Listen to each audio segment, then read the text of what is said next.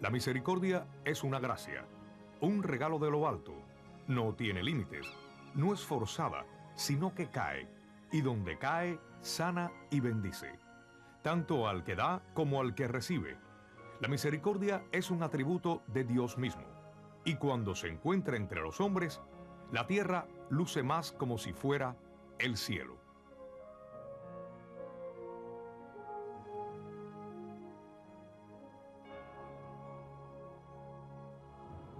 Oscuridad, violencia, confusión, miedo. A través de los siglos, el hombre parece estar perdido en un mar de oscuridad, plagado por las consecuencias de su libre albedrío. Desde el principio de la creación, ha existido una lucha entre el bien y el mal. Una lucha en la cual el hombre se encuentra en el epicentro, combatiendo las tentaciones del mal y luchando por la bondad y el bien. El caminar del hombre a través de la vida ha dejado una senda llena de experiencias, una senda de logros y fracasos. Ha sido a veces un pesado y difícil camino de seguir. A pesar de esto, ha sido un caminar que nos puede beneficiar a todos siempre, si aprendemos de nuestros errores pasados y recordamos los pasos que hemos dado. Entonces, y solo entonces, podrá este camino guiarnos a un futuro mejor. ¿Qué nos revela la historia acerca de la incursión del hombre a través del tiempo? ¿Ha aprendido verdaderamente de su pasado o se está dirigiendo hacia su propia destrucción? Hola, me llamo Ambrosio Hernández. Por favor, acompáñenme y embarquémonos en un fascinante viaje con el fin de encontrar la respuesta a estas y muchas otras preguntas que nos intrigan.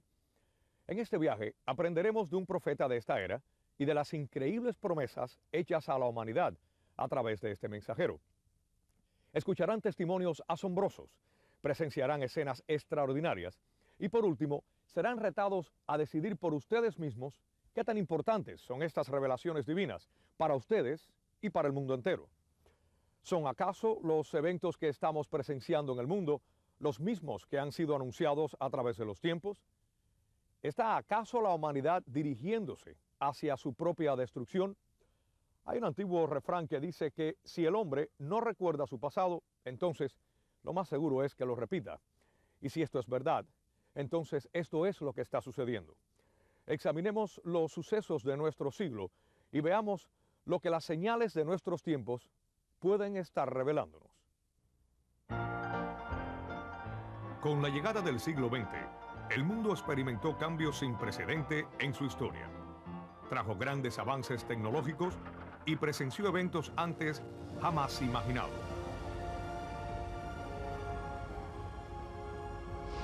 En su ansia de ser mejor, más rápido y fuerte, el mundo ha experimentado grandes triunfos y tragedias devastadoras.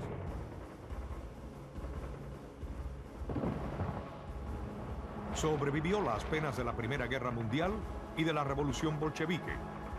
Durante 2 décadas de paz relativa, la humanidad presenció la Gran Depresión y el surgimiento del Tercer Reich de Hitler.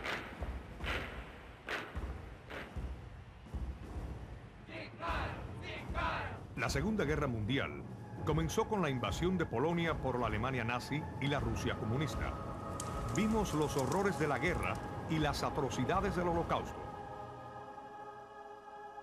Esta Segunda Guerra Mundial terminó con una explosión atómica que amenazó con aniquilar a la raza humana.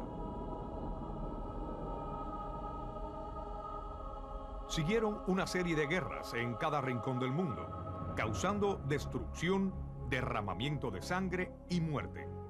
Las guerras en Corea, Vietnam, Irlanda, Israel, después en Líbano, Afganistán, el Medio Oriente, Centroamérica, África y Bosnia. Y hoy en día, estas divisiones y falta de paz entre las naciones continúan. Estas guerras producen odio, un odio que poco a poco crece, enfermando a la sociedad y manifestándose en terrorismo, asesinatos y rebelión. Aún en una era de gran comunicación e increíbles avances tecnológicos, el sufrimiento humano no ha disminuido. Al contrario, se ha hecho más visible. En este siglo, hemos presenciado el terrible abuso a los derechos humanos y el horror de la amenazante hambruna.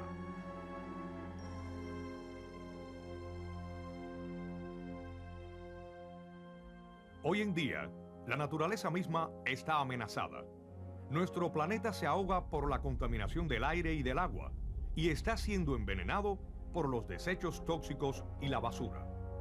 La raza humana lucha contra la adicción al alcohol y el abuso de las drogas, mientras nuestros cuerpos son invadidos por nuevas e incurables enfermedades como el SIDA y el cáncer.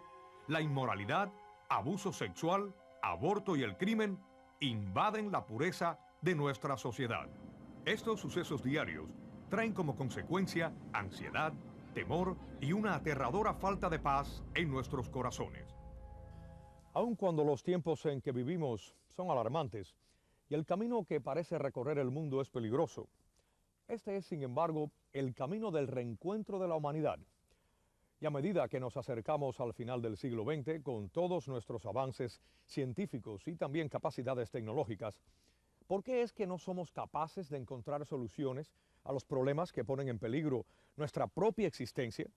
¿Será porque continuamos ignorando a Dios y seguimos rechazando sus soluciones? En el curso de la historia humana, en el momento en que una crisis espiritual, social, política o de cualquier naturaleza atenta contra la humanidad, Dios en su misericordia ha mandado a sus profetas y visionarios para ayudar a su pueblo a sobrellevar la crisis y beneficiarse de ella. Infinidades de relatos provenientes de fuentes fidedignas hacen referencia a las crisis de la humanidad y a la eterna misericordia de Dios. Por ejemplo, en el Antiguo Testamento leemos cómo el pueblo escogido rechazó a Dios y como consecuencia fue llevado hacia su propia destrucción. Los relatos de Nínive, Sodoma y Gomorra son algunos ejemplos clásicos. Estas narraciones demuestran cómo Dios en su misericordia mandó mensajeros para alertar a su pueblo de su inminente destrucción y les señaló el camino de la salvación. En el caso de Nínive, el pueblo creyó y se salvó, pero en el caso de Sodoma y Gomorra rechazaron la palabra de Dios, rechazaron su misericordia y terminaron siendo destruidos. La salvación en cada una de estas sagas dependió de la respuesta del hombre a la oferta misericordiosa de Dios.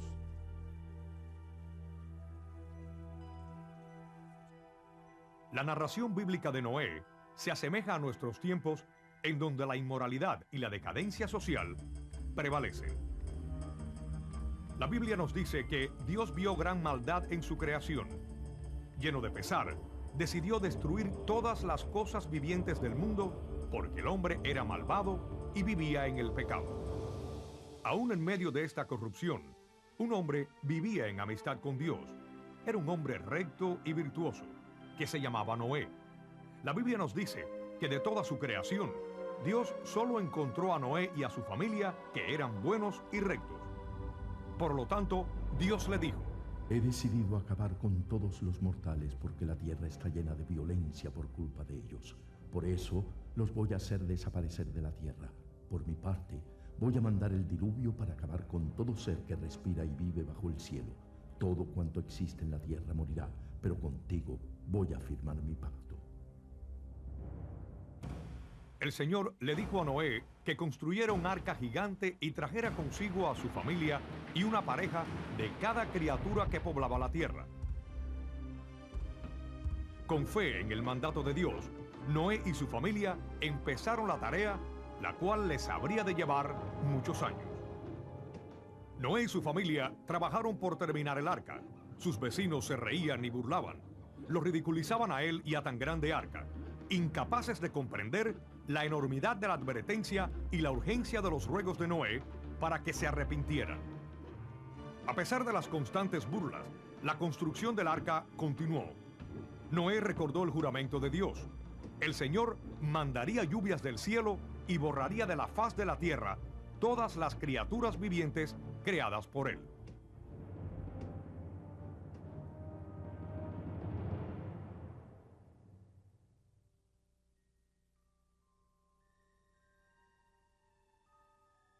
La lluvia comenzó a caer suavemente. Al principio, la gente se juntaba para reírse de Noé y el gran diluvio que había predicho, inconscientes de la devastación y muerte que les esperaba. Pronto, la suave lluvia se tornó en algo que jamás habían imaginado, y sus burlas pronto se olvidaron y su preocupación se convirtió en miedo.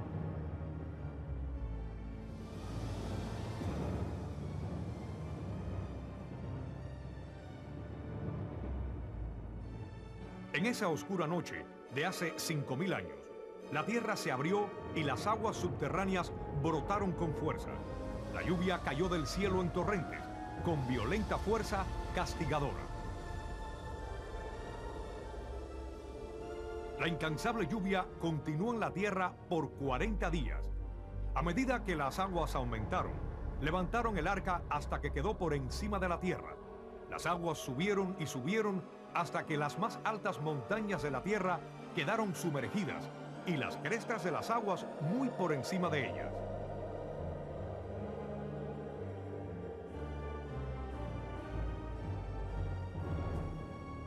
En el relato del Génesis acerca del diluvio, leemos que el arca estuvo en el mar por muchos meses esperando que la tormenta cesara y las aguas volvieran a su cauce.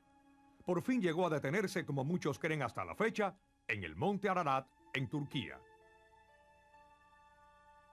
Noé fue un hombre justo y recto, cuya confianza en la palabra de Dios y la obediencia a sus mandamientos resultó no solo en la salvación de su familia, sino en la de todo el mundo. Trabajando por generaciones para construir un arca, Noé advirtió al pueblo de una inminente calamidad, la cual nadie en su tiempo podía imaginar. Si escucháramos un mensaje similar hoy día, ¿lo aceptáramos y responderíamos a él? ¿O reaccionaríamos de la misma manera de aquellos que escucharon el sombrío llamado de Noé? Parece que tal como en los tiempos de Noé, la raza humana una vez más se encuentra en un punto crucial de su historia. Muchos son testigos de que los tiempos nos están llamando, retándonos a examinar la manera en que vivimos. El presente es un momento trascendental para la humanidad. O regresamos a Dios y su misericordia, o nos dirigimos hacia el mal y nuestra ruina. La decisión depende totalmente de nosotros y no nos será impuesta. Sin embargo, deberemos decidir cuidadosamente, ya que el camino que escojamos tendrá graves consecuencias para el mundo entero. Escuchamos los mensajes y advertencias que Dios nos está mandando a través de sus profetas actuales. Estamos tan cegados en nuestros pecados y tan obstinados en nuestra arrogancia intelectual que hemos dejado de ver las advertencias urgentes que Dios le está dando a la humanidad. Hoy, en este siglo XX, en un esfuerzo por contrarrestar el rechazo a Dios y el culto a lo material y a los placeres, Dios ha mandado a la Santísima Virgen María al mundo para hacernos presente su continuo amor y misericordia. De acuerdo a un destacado erudito mariano, hay reportes de más de 300 apariciones en 232 países alrededor del mundo que se han dado en este siglo. Una de las apariciones más reconocidas en el siglo XX ocurrió en Fátima, Portugal. Fue en el año de 1917 y 3 niños dijeron haber tenido apariciones de la Santísima Virgen María. Aseguraban que ella vino con un mensaje urgente para el mundo. Pidió fervientemente que se orara, se hiciera penitencia y se convirtieran. Alertó sobre graves acontecimientos futuros que sucederían si el mundo no escuchaba con atención los mensajes de Dios. Si mis deseos son llevados a cabo, Rusia se convertirá y habrá paz. Si no, Rusia difundirá sus errores por todo el mundo, trayendo nuevas guerras y persecuciones a la Iglesia. Los buenos serán martirizados y el Santo Padre tendrá mucho que sufrir. Ciertas naciones quedarán aniquiladas, pero al final mi Inmaculado Corazón triunfará. Rusia será consagrada a mí por el Santo Padre y se convertirá, y el mundo disfrutará un período de paz.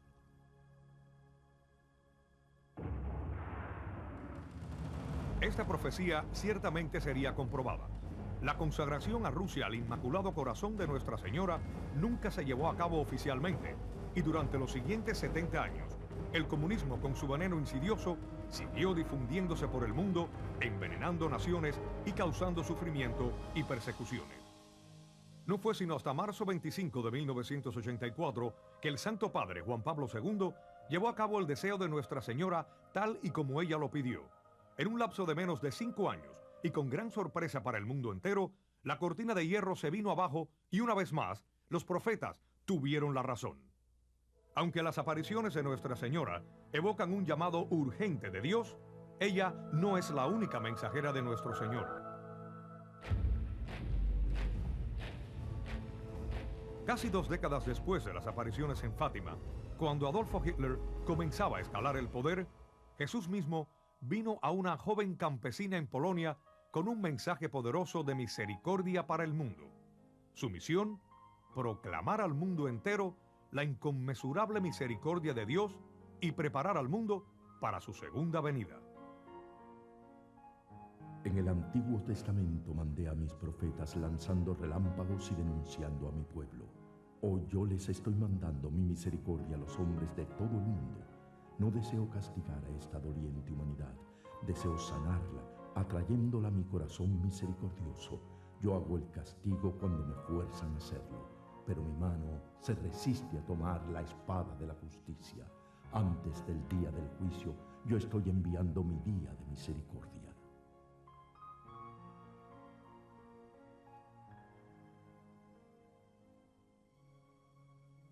En 1938, al morir, esta sencilla religiosa dejó 6 libretas con más de 600 hojas escritas con sus inspiraciones personales y los hechos sobrenaturales, incluyendo conversaciones y mensajes del Señor.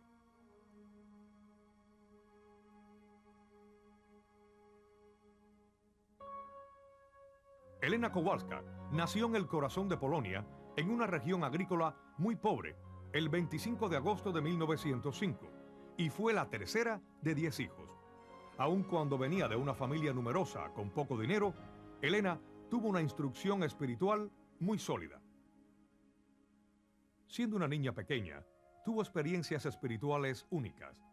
Empleaba su tiempo en prácticas devocionales y en la oración. Al principio de su diario, Elena recuerda claramente que cuando tenía 7 años, ella oyó la voz de Dios llamándola a la vida religiosa. Elena ya había trabajado varios años como trabajadora doméstica. Sus padres no querían oír de su insistencia a convertirse en religiosa. Solo por obediencia a ellos, continuó sirviendo en las mejores casas de la ciudad.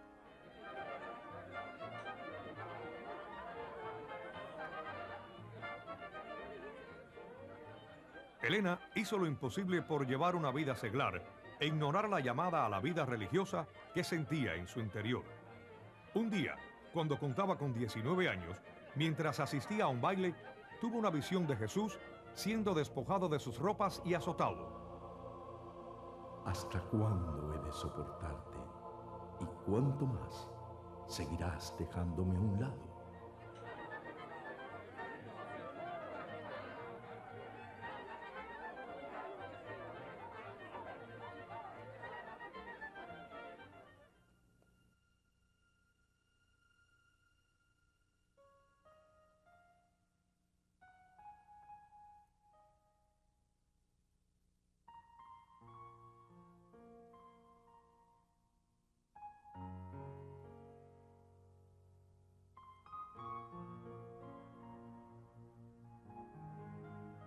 Señor Jesús, sé bueno y déjame saber qué debo hacer enseguida.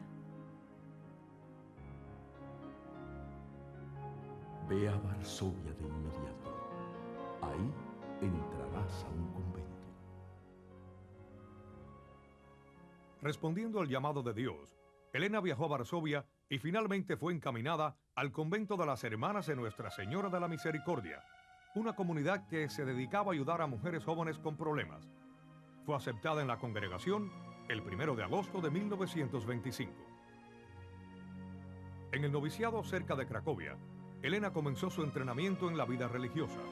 Cuando tomó el hábito, tomó también el nombre religioso de María Faustina.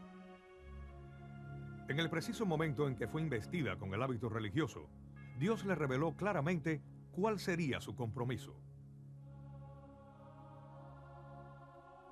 En los años que siguieron, Faustina tuvo muchas experiencias místicas, las cuales permanecieron ocultas aún a las personas más cercanas a ella.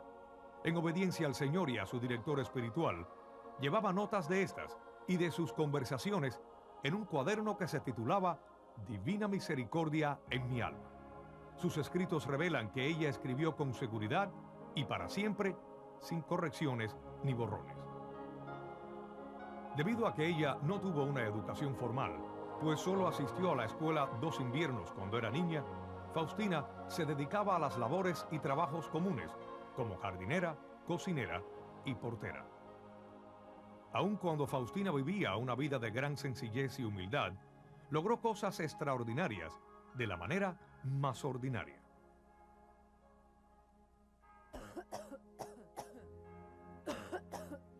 Durante mucho tiempo, sus superioras y muchas de sus hermanas no advirtieron la tuberculosis crónica que padecía. Con los años se fue agravando, pero Faustina, a base de su extraordinaria voluntad, llevaba a cabo todo lo que se le pedía. En el plan de Dios, todo esto servía para perfeccionar su confianza, fe y obediencia. Como Noé, una fe y obediencia necesarias para una misión que exigiría aún más de ella. Por medio de una serie de revelaciones a la hermana Faustina, nuestro Señor le enseñó lo fundamental de la confianza y la misericordia, y Él la usó como un canal para prodigar grandes tesoros y recordatorios al mundo.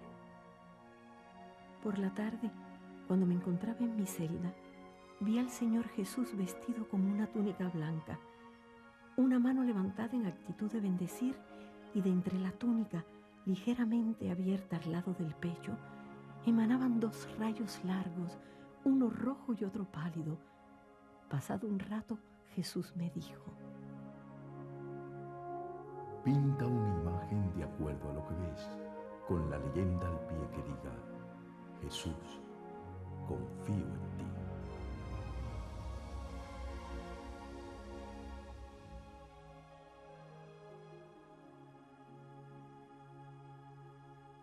El padre Serafín Micalenko, miembro de la Congregación de Marianos de la Inmaculada Concepción de la Santísima Virgen María en Stockbridge, Massachusetts, es reconocido como una autoridad en la vida de Faustina y los mensajes dados a ella por nuestro Señor. El padre comparte lo que él intuye.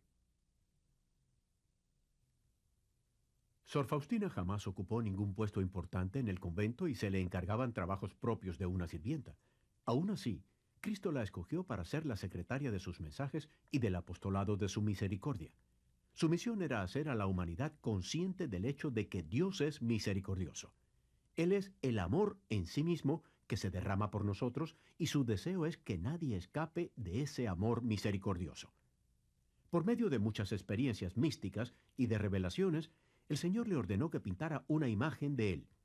Cuando le dijo que la hiciera, le prometió que el alma que venere esta imagen no perecerá. Ellos saldrán victoriosos de sus enemigos aquí mismo en la tierra y especialmente a la hora de la muerte. También dijo que Él mismo los defendería como a su propia imagen. Las características específicas de la imagen que se le ordenó pintar a la beata Faustina y que ha de ser venerada por todo el mundo, sobre todo el primer domingo después de Pascua, son los rayos rojos y pálidos que fluyen sobre quien los mira saliendo de entre sus ropas y que se abren un poco en el área de su corazón. El significado de estos rayos se encuentran en varios pasajes de la Escritura y, de acuerdo a las explicaciones mismas de nuestro Señor, estos rayos representan la sangre y el agua que emanaron de su costado cuando el soldado lo hirió con la lanza. Esta es la suprema representación de Dios derramándose a sí mismo por amor y misericordia para nuestro beneficio espiritual. La Madre Superiora y el director espiritual de Sor Faustina, el padre Sofashko, la sometieron a exámenes para poder probar su estabilidad psicológica. La doctora en psiquiatría, María Marszkiewska, certificó que no encontró evidencia alguna de desórdenes anormales del sistema nervioso, ni ninguna desviación mental en Sor Faustina. Por lo tanto, con la aprobación de la Madre Superiora, Sor Faustina fue puesta en contacto con un pintor para que hiciera la imagen que Cristo pidió en la visión.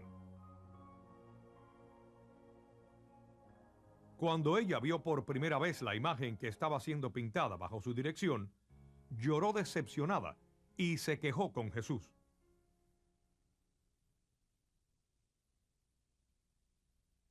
Querido Jesús, ¿quién será capaz de pintarte tan hermoso como tú eres? La grandeza de esta imagen no está en la belleza ni en el color del pincel, sino en mi gracia.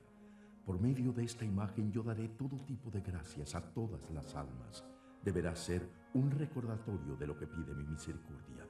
Yo le ofrezco al pueblo un conducto por medio del cual pueden seguir viniendo a buscar gracias a la fuente de la misericordia. Ese conducto es esta imagen que dice: Jesús, confío en ti. Esta imagen sigue siendo venerada hasta nuestros días, y no es sorprendente que los artistas de todo el mundo la sigan tratando de pintar. Aquí aparecen algunos de los muchos intentos que se han hecho.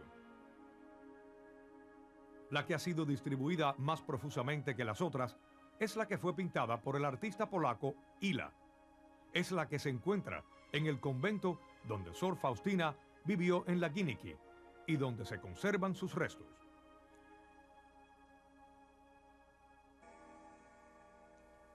En sus revelaciones a la hermana Faustina, el Señor le concedió muchas gracias especiales. Le pidió un tiempo especial de meditación para recordar su pasión y muerte, y le dio instrucciones a Faustina de orar a las 3 de la tarde por sus necesidades personales, pero más que nada por aquellos que se encuentran atrapados por el pecado. Dios también añadió una gran promesa a todo esto, diciendo: esta es la hora de la gran misericordia.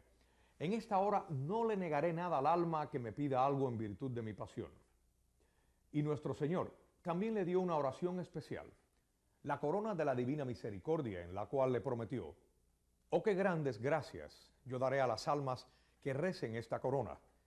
Lo más profundo de mi tierna misericordia se mueve en favor de aquellos que rezan la corona de misericordia.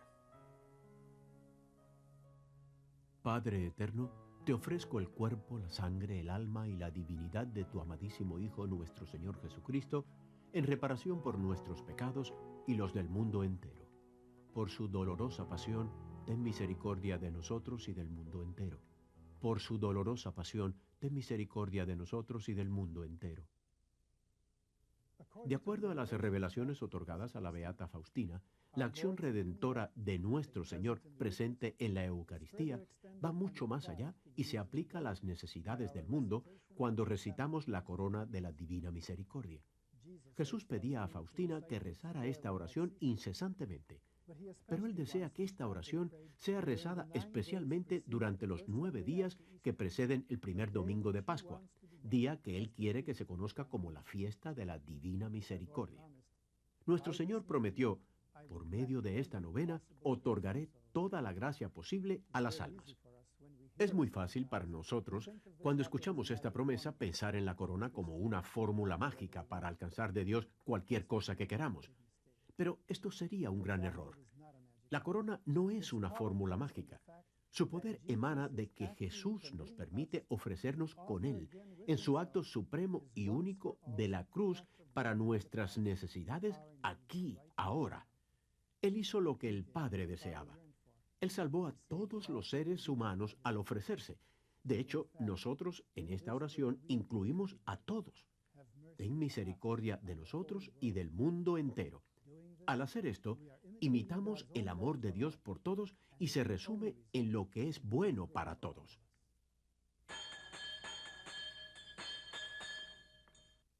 Nuestro Señor repetidamente le dijo a la hermana Faustina de la urgente necesidad de practicar actos de misericordia.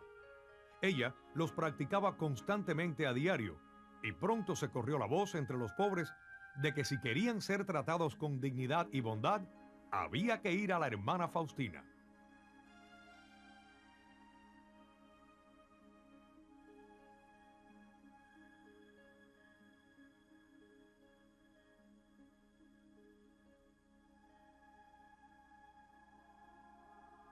Hija mía, la bendición de los pobres que me bendicen al alejarse de ti ha llegado a mis oídos.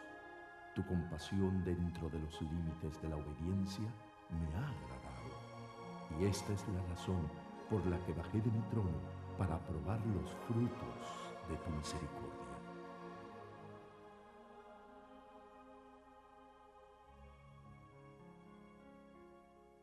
En el corazón de Galveston, Texas, existe un lugar único, donde aquellos necesitados serán tratados con ternura y dignidad.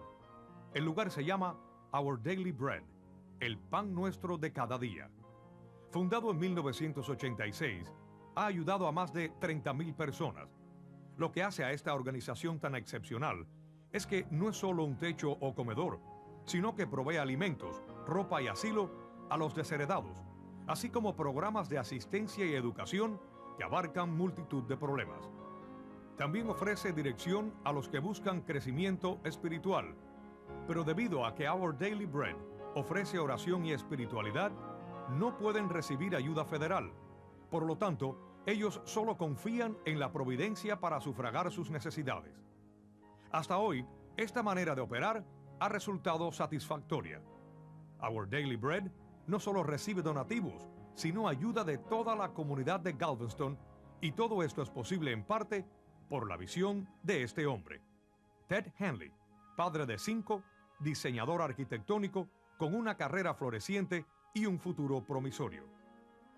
La vida de Ted cambió cuando fue introducida a la devoción de la Divina Misericordia, y luego de una serie de sucesos increíbles, se encontró viviendo su sueño: trabajar tiempo completo al cuidado de los necesitados. Le estoy muy agradecido a Dios por la oportunidad que me ha dado por medio de la devoción a la Divina Misericordia. Es un verdadero privilegio sentir su misericordia y tener la oportunidad de ser misericordioso. Hay muchas maneras de mostrar misericordia a la gente, las obras corporales y espirituales. Esa es la lista y es muy sencilla y directa. Debemos recordar que el perdón es muy importante porque muy a menudo tenemos que perdonarnos por las veces que hemos desperdiciado oportunidades de ser misericordiosos. Tenemos que perdonar a otros que se encuentran inmersos en su dolor y desesperanza y no son misericordiosos. Debemos reconocer que a pesar de nuestras diferencias, Dios nos llama a todos a ser misericordiosos y a ser vehículos de misericordia en su mundo. Él espera que permitamos que su misericordia fluya de nosotros hacia los demás. Nuestro Señor le dijo a Faustina: exijo de ti actos de misericordia que broten de tu amor por mí. Debes mostrar misericordia a tu prójimo, siempre y en todo lugar. No debes retraerte ni buscar excusas o disculparte. Es un verdadero reto el ser misericordioso siempre y en todo lugar. Hay quien dice: si quieres conservar algo, lo tienes que dar. Y así es con la misericordia de Dios. Si quieres conservarte en su misericordia, tienes que estar dispuesto a compartirla con otros y a ser instrumento de su misericordia en este mundo. De hecho, Ted Henley es un ejemplo vivo de la misericordia en acción. Él escuchó el mensaje evangélico y lo hizo parte de su vida. A nosotros también se nos ofrece esa misma oportunidad en nuestras vidas diarias. El padre George Kosicki era profesor de bioquímica en la Universidad de Windsor. Hoy es administrador internacional de la Divina Misericordia, una organización dedicada a difundir la devoción a la Divina Misericordia en todo el mundo. Como director de programa en televisión y autor de fama internacional, se le respeta mundialmente como autoridad en el tema de la misericordia. El mensaje de la misericordia es que Dios es misericordioso y quiere tener misericordia con cada uno de nosotros, especialmente con el pecador, los miserables y más desafortunados. En eso consiste su plan, en que nosotros recibamos con confianza esa misericordia y seamos misericordiosos con otros, como recordar este mensaje, sintetizando el que se le dio a la beata Faustina. 1. Pide su misericordia. 2. Sé misericordioso. 3. Confía totalmente en Jesús. Nadie quede excluido de la misericordia de Dios, no importa el color, horror o inmensidad de los pecados. La misericordia de Dios es más grande que todo.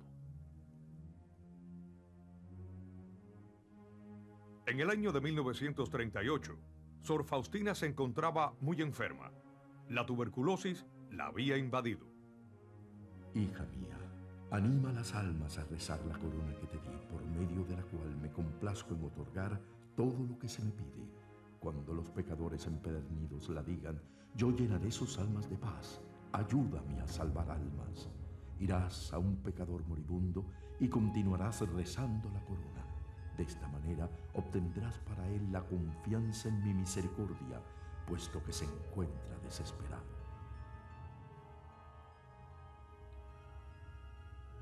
Me encontré en una cabaña ajena en la cual un hombre moría en medio de gran tormento. Alrededor de su cama estaban los familiares. Ellos lloraban.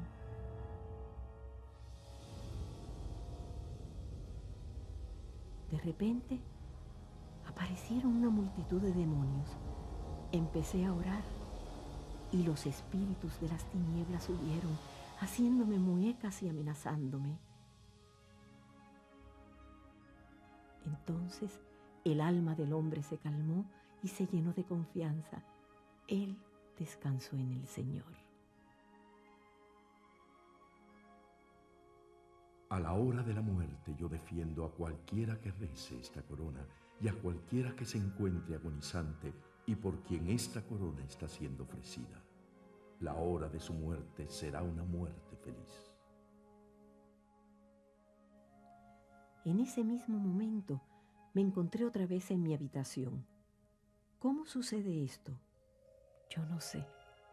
La beata Faustina seguía confinada a su cama. Su enfermedad estaba en la última fase. Sus hermanas rezaban la corona como parte de su devoción. Faustina vivió hasta completar el sexto y último cuaderno de su diario.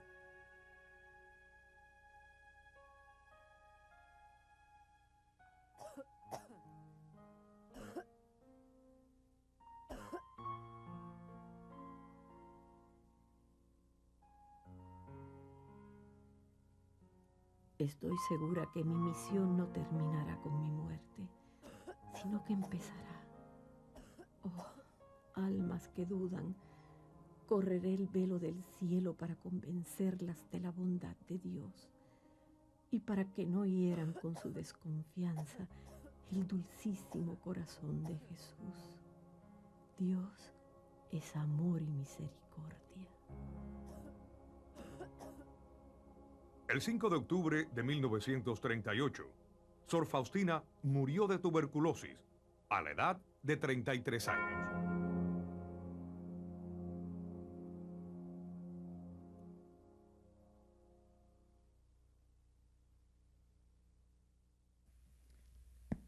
Aunque la vida mística de Sor Faustina no ha sido difundida aún como la de Santa Catarina de Siena o Santa Teresa de Ávila, su mensaje es de igual importancia, o quizá de mayor importancia, para nuestros tiempos. Ella nos dejó su diario espiritual, que se encuentra entre los más sobresalientes trabajos de literatura mística. El Señor se le apareció a Sor Faustina con una revelación muy especial, la revelación de su divina misericordia, y ella aceptó ser la secretaria de su misericordia y de llevar una relación de sus palabras acerca de la misericordia de Dios, llamando así a la gente a un entendimiento más profundo de que el amor de Dios es ilimitado y accesible a todos, especialmente a los grandes pecadores. Nuestro Señor le dijo a Faustina: entre más pecados se hayan cometido, mayor es el derecho que se tiene a mi misericordia. Así como predijo su muerte, también predijo la Segunda Guerra Mundial. En menos de 11 meses, los aviones alemanes cruzaban la frontera polaca y comenzaron los bombardeos.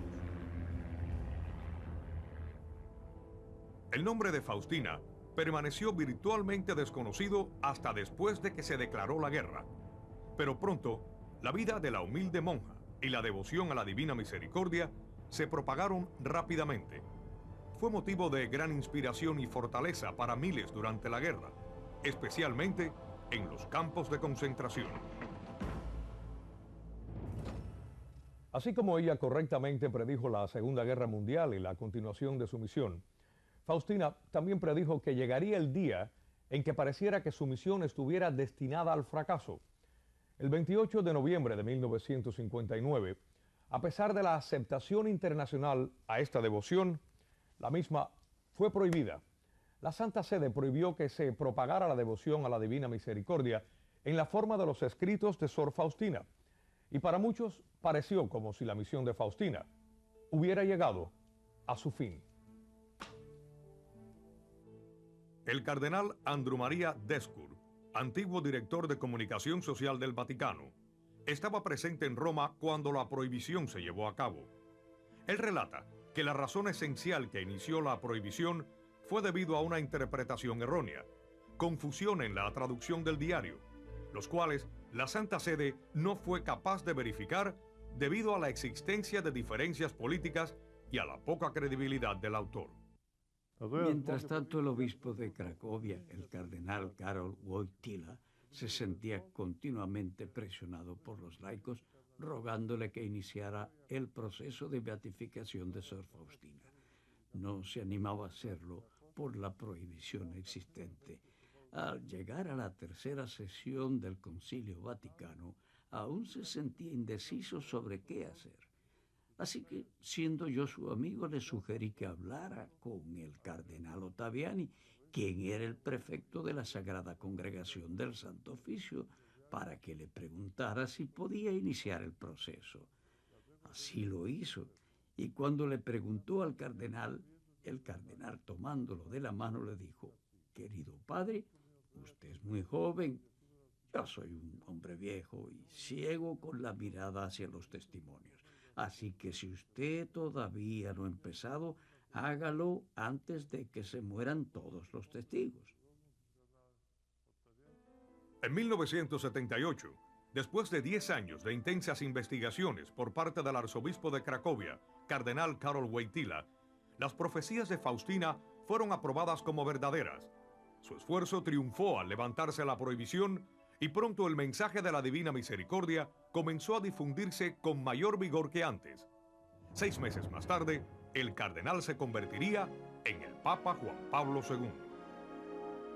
Jamás en la historia del papado ha habido un papa tan accesible y amado como Juan Pablo II.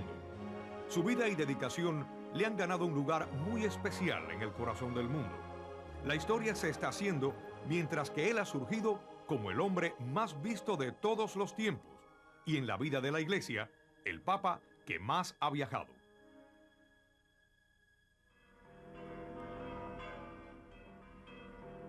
Es más, otra de las profecías de Sor Faustina resulta verdad.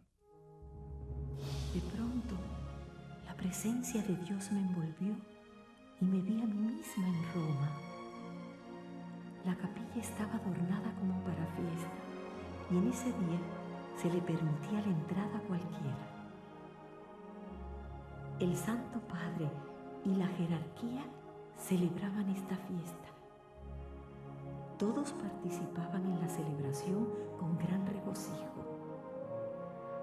Entonces miré a la gran multitud adorando a la Divina Misericordia. El 18 de abril de 1993, solo 15 años desde que fuera levantada la prohibición a la devoción de la Divina Misericordia, Sor María Faustina fue oficialmente reconocida y beatificada. Cientos de miles estuvieron presentes en su beatificación, donde el Papa Juan Pablo II alabó su vida e hizo hincapié sobre la gran importancia de su misión y la gran urgencia del mensaje para nuestros tiempos. Yo te saludo, hermana Faustina. Desde hoy la Iglesia te llama bendita. Oh, Faustina, qué extraordinaria es tu vida. Precisamente tú fuiste escogida por Cristo para recordar a todos de este gran misterio de la Divina Misericordia. Es maravilloso de veras cómo su devoción a Jesús misericordioso se está extendiendo en nuestro mundo contemporáneo y ganando tantos corazones. Esto es, sin duda, un signo de los tiempos, un signo de nuestro siglo XX. El balance de este siglo que termina presenta gran inquietud por el futuro. ¿Dónde, si no en la Divina Misericordia, podría el mundo encontrar refugio y la luz de la esperanza?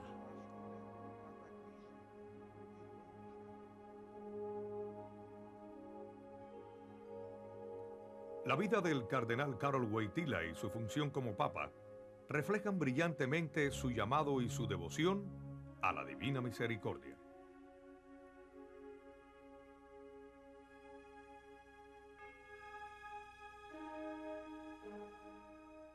Fue el 13 de mayo de 1981, en la fiesta de Nuestra Señora de Fátima, que el Santo Padre sufrió un atentado que probaría la profundidad de su compasión y su compromiso a la práctica de la misericordia. Un gesto de júbilo salió de la muchedumbre cuando el Santo Padre se acercó despacio.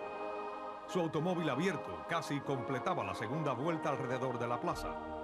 El Papa saludaba a la gente tocando las manos extendidas y extendiendo a la vez sus brazos en señal de bendecir. Acababa de levantar a una niña rubia, la abrazó y la besó. Mientras la bajaba, el Papa se quedó inmóvil por un instante y luego cayó herido al piso de su automóvil. Los presentes quedaron paralizados de terror. Algunos lloraban. Esta fue una acción impensable, un hecho que cimbró al mundo. El pontífice fue llevado rápidamente a uno de los hospitales mejor equipados de Roma, el Policlínico Gemelli, localizado en las afueras de la ciudad. Durante los 15 minutos que duró el viaje por las calles de Roma, en la hora de más tráfico, el Papa Juan Pablo II nunca perdió el conocimiento. Con mucho dolor y sangrando profusamente, murmuró estas palabras en polaco: Matka, moja matka, madre mía, les dijo a sus ayudantes que ya había perdonado a su agresor. En la plaza de San Pedro reinaba la confusión. La policía del Vaticano arrestó a un hombre turco de 23 años, Mehmet Ali Akka, un ferviente musulmán miembro de un grupo de derecha, quien les dijo a las autoridades que él quería matar al Papa para vengar a las víctimas del imperialismo ruso y de Estados Unidos. Fue sentenciado y recibió cadena perpetua. Mientras tanto, en el Policlínico Gemelli, los fieles oraban. Después de una larga pero exitosa intervención quirúrgica, el Papa Juan Pablo II empezó la larga y dolorosa recuperación. El hecho en sí de que se haya salvado fue milagroso. De hecho, los doctores estaban asombrados al ver el curso que tomó la bala, cambiando de dirección para no tocar órganos vitales. Parecía que una mano sobrenatural hubiera guiado la bala. En cualquier otro caso, una herida mortal como esta hubiera hecho mucho más daño interno. La trayectoria desafió las leyes de la balística y dejó a los expertos médicos anonadados. Es fascinante lo que vivió el Santo Padre durante su recuperación. Pidió dos cosas. Primero, quería revisar todos los documentos originales acerca de Nuestra Señora de Fátima, a quien él atribuye haberle salvado la vida. Y segundo, quería que se le leyera el diario de la hermana Faustina.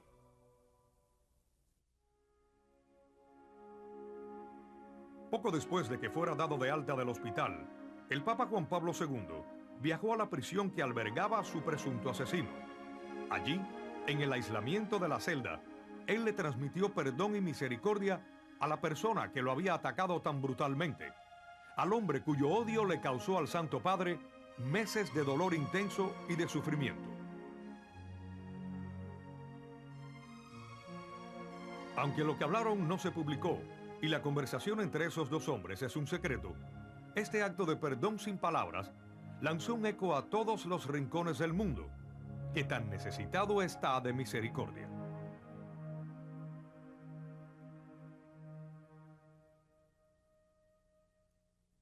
El Papa Juan Pablo II es un verdadero apóstol de la Divina Misericordia. Su vida y ejemplo nos enseñan claramente cómo debemos aplicar este mensaje en nuestras vidas. No todos nosotros seremos llamados como el Santo Padre a perdonar a quienes nos asaltan, ni tampoco tendremos como Ted Henley la oportunidad de asistir al pobre, pero cada uno de nosotros, sin importar quiénes somos o las circunstancias en las que nos encontramos, tiene la oportunidad de poner en acción la gran promesa de la misericordia. El mensaje de la misericordia es tan importante para el Santo Padre que su segunda encíclica se llamó Divis in Misericordia, rico en misericordia. Esta encíclica y las revelaciones contenidas en los diarios de la hermana Faustina reflejan el mismo mensaje. El problema fundamental en el mundo hoy día es la falta de paz.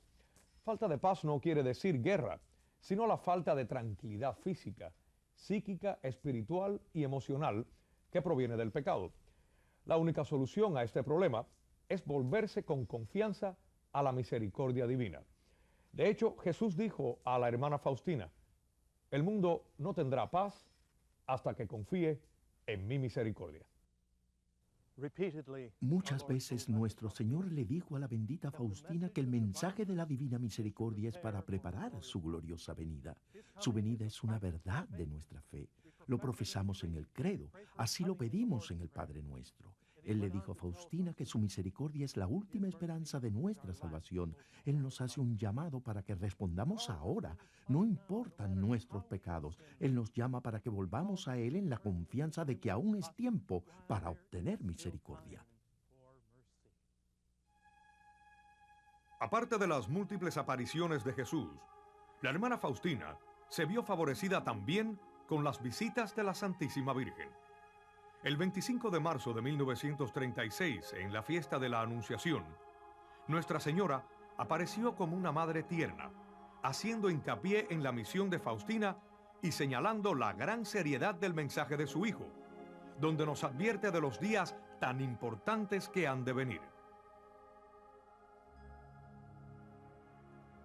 Yo le di al mundo el Salvador, y en cuanto a ti, tú tienes que hablar al mundo de su gran misericordia y prepararlo para su segunda venida, donde vendrá no como Salvador misericordioso, sino como justo juez. Oh, qué terrible es ese día. Los ángeles tiemblan ante él. Háblales a las almas de su gran misericordia mientras aún es tiempo de conceder la gracia.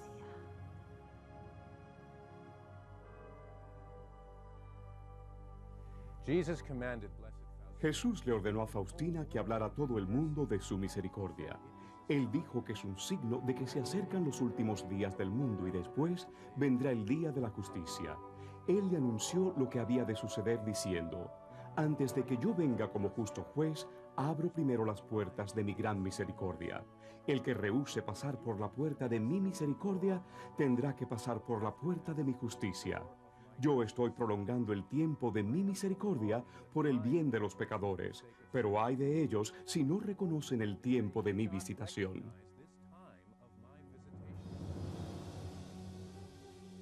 Estas son palabras poderosas, una advertencia de amor y de misericordia en verdad, pero no deja de ser una severa advertencia.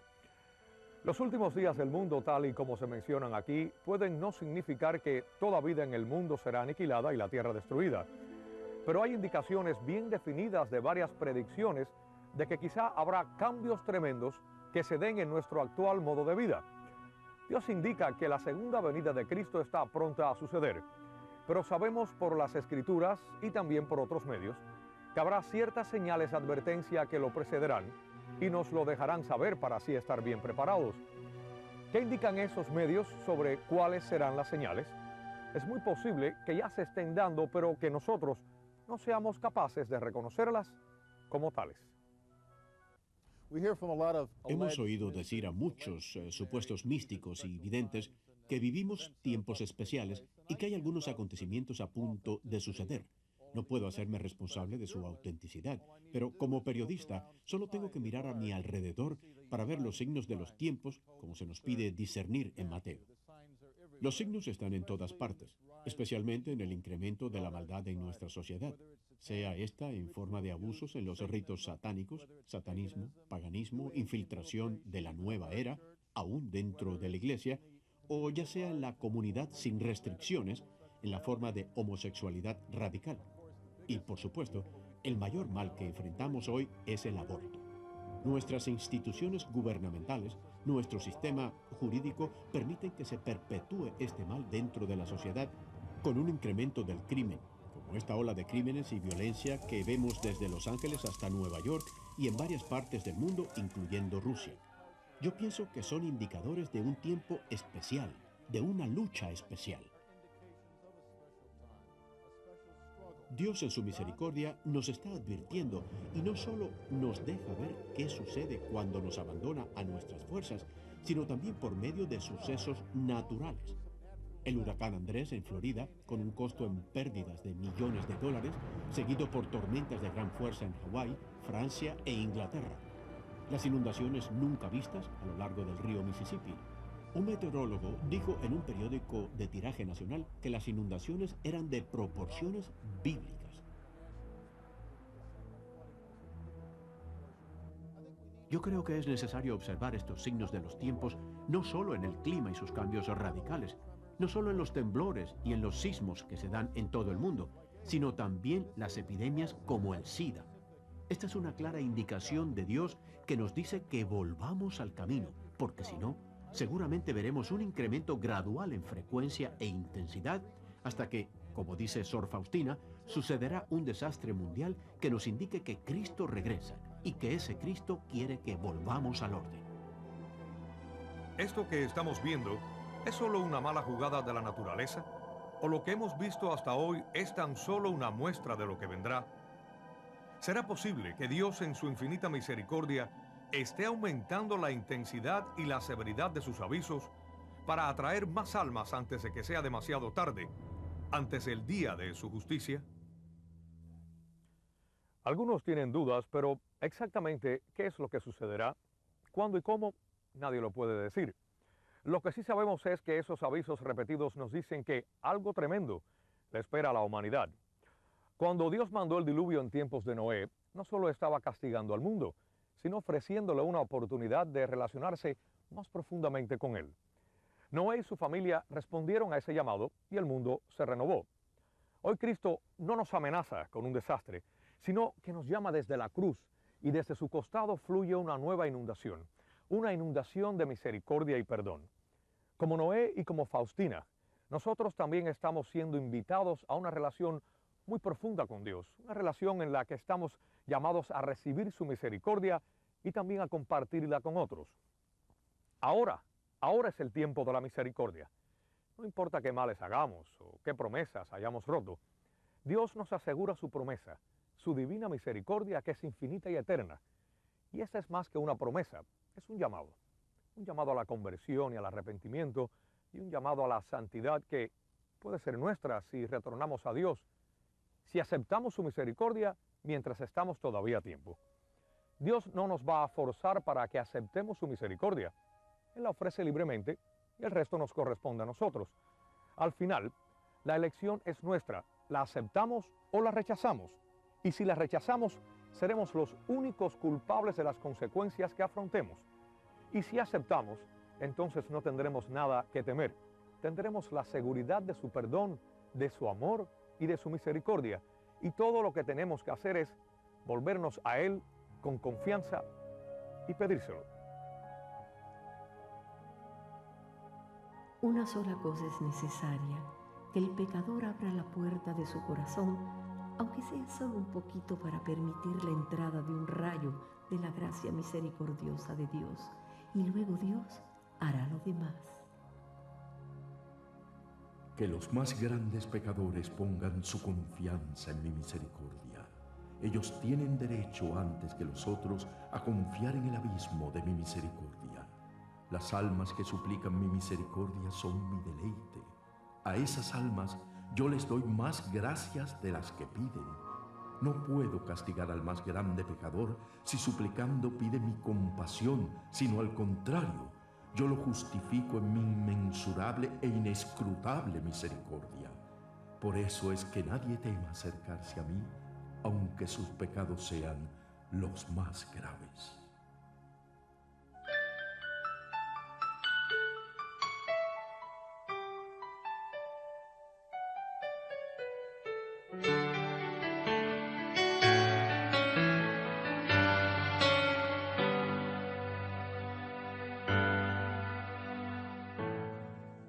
Oh Jesús, yo confío en ti.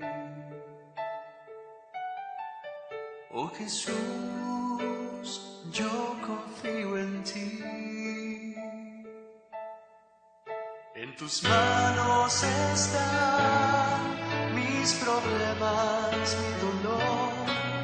Oh Jesús, yo confío en ti. Oh Jesús,